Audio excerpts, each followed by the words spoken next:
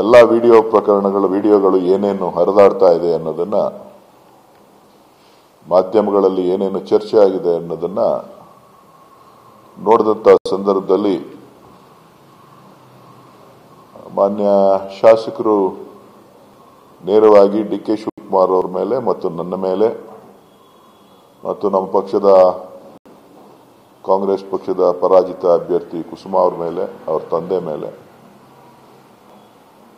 ಆರೋಪವನ್ನ ಮಾಡಿ ಆಸಿಡ್ ದಾಳಿ ಮಾಡಿದ್ದಾರೆ ಅಂತ ಹೇಳಿದ್ರು. ಬಹುಶಃ ಎಷ್ಟು ಚೆನ್ನಾಗಿತ್ತು ಅಂತ ಅಂದ್ರೆ ಆ ವಿಡಿಯೋ, ಆಸಿಡ್ ಅಂತಿದ್ದಂಗೆನೇನೆ ಆಸಿಡ್ ದಾಳಿ ಆಗೋಗುತ್ತೆ. ಆಸಿಡ್ ಅಂತ ನನ್ನಕ್ಕಿಂತ 3 ಸೆಕೆಂಡ್ ಮುಂಚಿತವಾಗಿ ಆಸಿಡ್ ಅಂದಿದ ತಕ್ಷಣ 3 ಸೆಕೆಂಡ್ಗೆನೇನೆ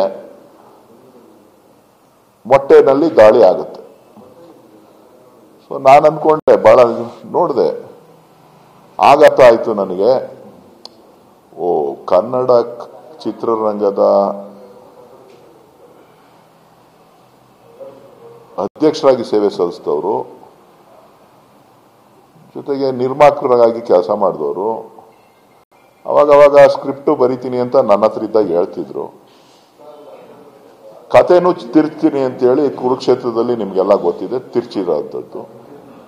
ಹೆಂಗ್ ಬೇಕಾದ್ರೂ ಜನಕ್ಕೆ ತೋರಿಸ್ತೀವಿ ಅಂತೇಳಿ. ಕನ್ನಡ ಚಿತ್ರರಂಗದಲ್ಲಿ ಇತ್ತೀಚೆಗೆ ಸಿನಿಮಾಗಳು ಕಡಿಮೆ ಆಗ್ಬಿಟ್ಟಿದೆ,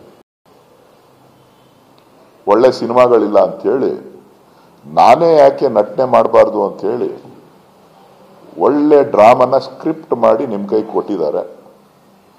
ಪಾಪ ನೀವು ಕೂಡ ಏನು ಇಲ್ಲ ಅಂತೇಳಿ ಬಹಳ ಚೆನ್ನಾಗಿ ಬಿತ್ತರಿಸಿದಿರಿ.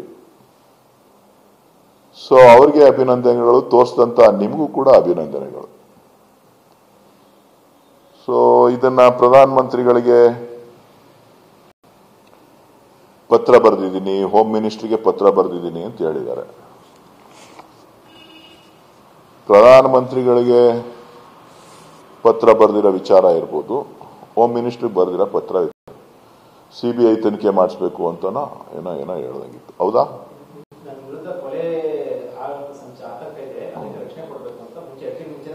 ಸೊ ಅದೇ ಒಂದು ಸ್ಕ್ರಿಪ್ಟ್ ಬಹಳ ಚೆನ್ನಾಗಿ ಒಂದು ಸ್ಕ್ರಿಪ್ಟ್ ನಡೆದಿದೆ. ಅದಕ್ಕೆ ಸಾಕಷ್ಟು ಸಿನಿಮಾಗಳನ್ನ ತೆಗೆದಿದ್ದಾರೆ. ಕೆಲವು ಡಬ್ಬ ಪಾಸ್ ಆಗಿದೆ, ಕೆಲವು ಡಬ್ಬ ಫೇಲ್ ಆಗಿದೆ. ಸೊ ಈಗ ನಿಮ್ಗೆ ಒಳ್ಳೆ ಸ್ಕ್ರಿಪ್ಟ್ ರೆಡಿ ಮಾಡ್ತಾ ಇದ್ದಾರೆ, ನಿಮ್ನೆಲ್ಲ ಇಟ್ಕೊಂಡು ಹೆಂಗೆ ನಡೀತದೆ ಮಾರ್ಕೆಟ್, ಆಮೇಲೆ ಚಿತ್ರ ತೆಗಿಯೋಣ ಅಂತ.